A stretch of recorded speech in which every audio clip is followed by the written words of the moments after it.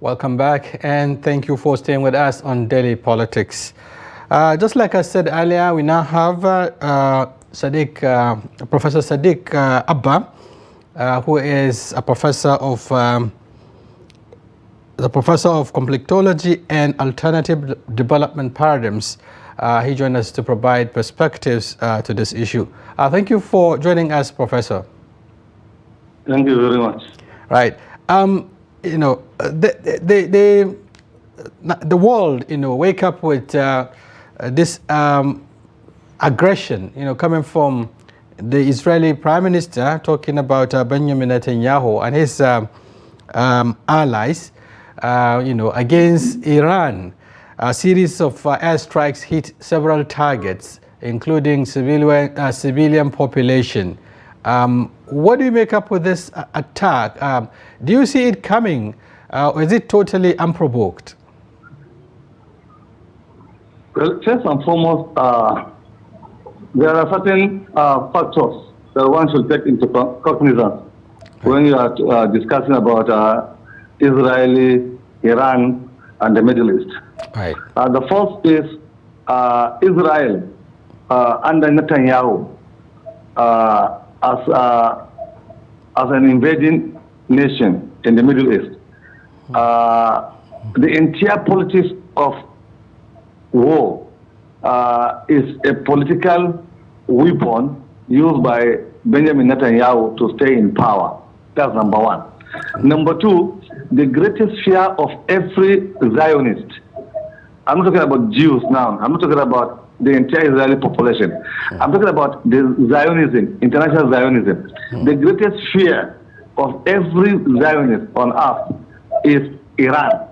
And the fear of Iran having a nuclear in the Middle East is the fear of almost all Western countries combined together. So I'm not surprised that Netanyahu is now attacking Iran, or if Netanyahu intends to attack Iran in the future, or if Netanyahu is mobilizing others to attack Iran.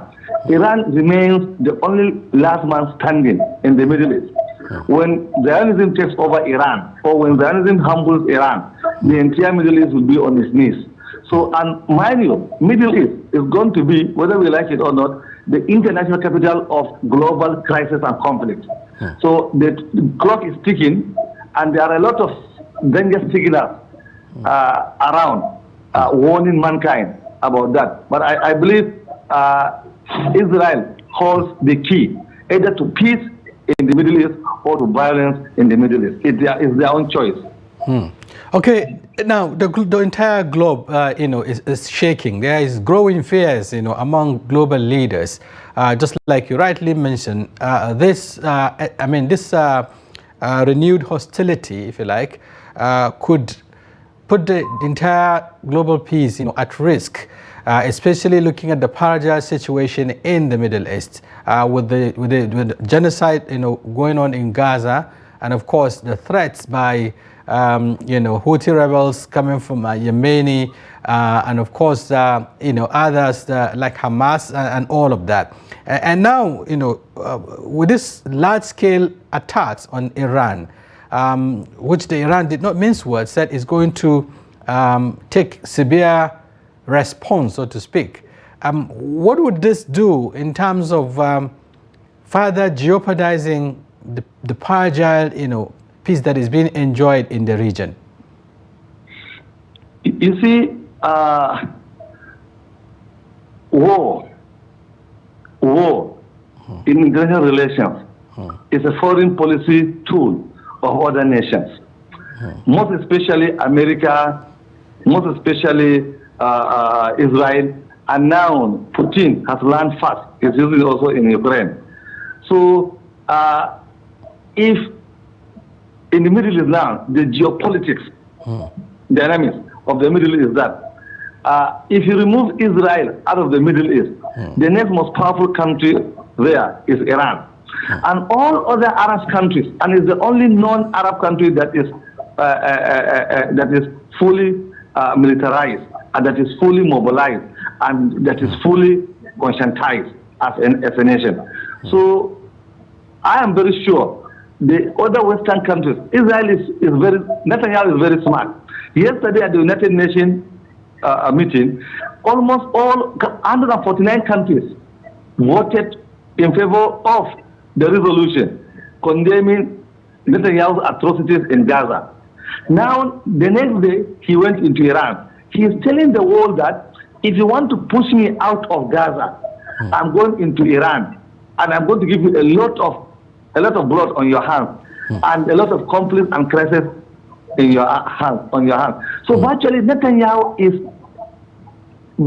playing war as a game, as a political game, and I can assure you, Iran as it is not a tea party for Israel. Iran is going to retaliate.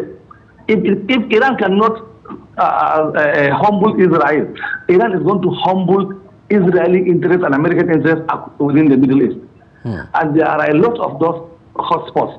And let's just close our fingers. You see, with time, you'll begin to see the responses of Iran. And it's not going to be business as usual for both the Israel and the American backed system.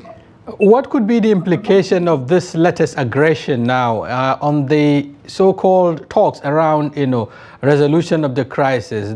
America is currently talking with Iran, perhaps, on how to, on the nuclear project. And also the international community, just like you said, has also been intervening. But with this, what does this mean about, the possibility of de-escalating tension? Or is it that the strike, the Israeli strike today must have triggered, a wide-scale conflict within the region? And what should be expected? To be honest, Saudi Arabia, United Arab Emirates, Kuwait, Oman, and the rest, Jordan, they will be clapping their hands down that Netanyahu has attacked Iran.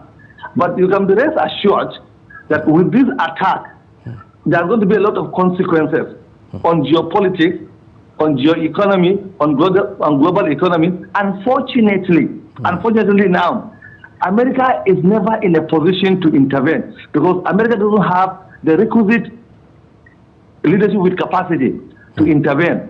Nobody's going to take Trump seriously. He's neither here nor there.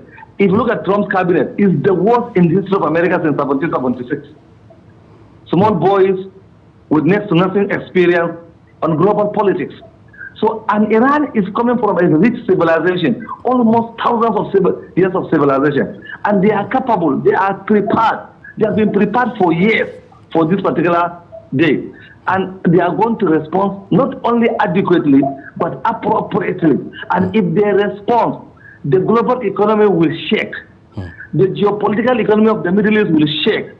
The geostrategic security of the Middle East and global geostrategic security will shake.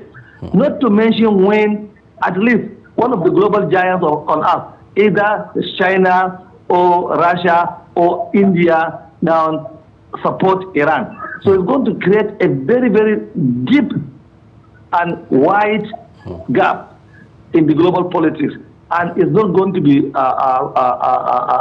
business as usual because some people must suffer.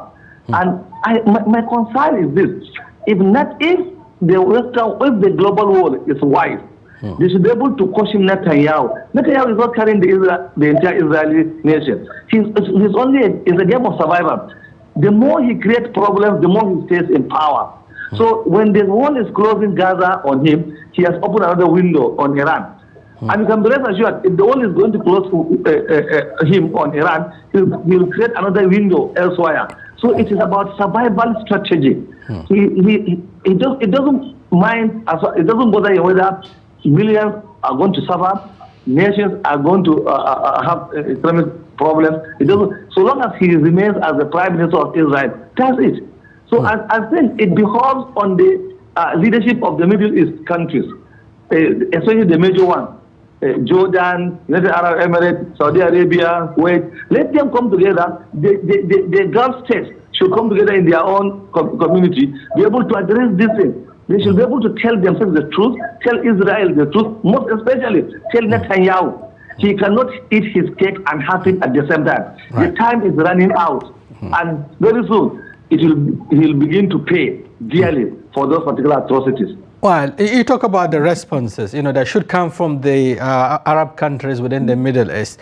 We've seen the reactions. Virtually all of them have condemned the aggression, also condemned the attack, and said, that it violates, international laws and the sovereignty of Iran. But for Jordan, it seems to be on the fence. The country said each airspace should not be used for these hostilities, and that's all. And we've had the reaction coming from from Russia.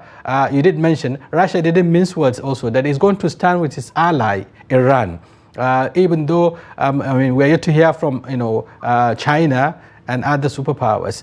So what, with the picture you are painting, are we likely going to see a possible third world war? Well, certainly, whether we like it or not, a war is already occurring. The distressing in Gaza is a signpost to the Third World War. Now, the desire of Netanyahu to engage Iran in war is also a signpost to the Third World War. And the world must be ready and willing to accept the fact that, as it is now, we are being motivated, we are being mobilized towards the Third World War. And the entire world must now hold Netanyahu responsible for that. And let me tell you one thing. It's not the condemnation by word, by mouth, that I'm concerned about. I'm less concerned about what the government of Saudi Arabia or the government of Kuwait or the government of UAE might say. It's not. And they should come out in action. They should come out in action and take position. When they talk about humanity, their tastes are almost human before they are Saudi Arabians or Kuwaitis or Jordanians. They must come out and look. We want to see them at least coming out for the first time in so long a time. I'm not a supporter of Iran, but this is about fairness and justice and equity.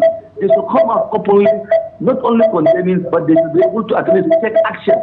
Close the Israeli embassies in their country, their relationship with Israel, stop buying Israeli goods, stop selling goods to Israel.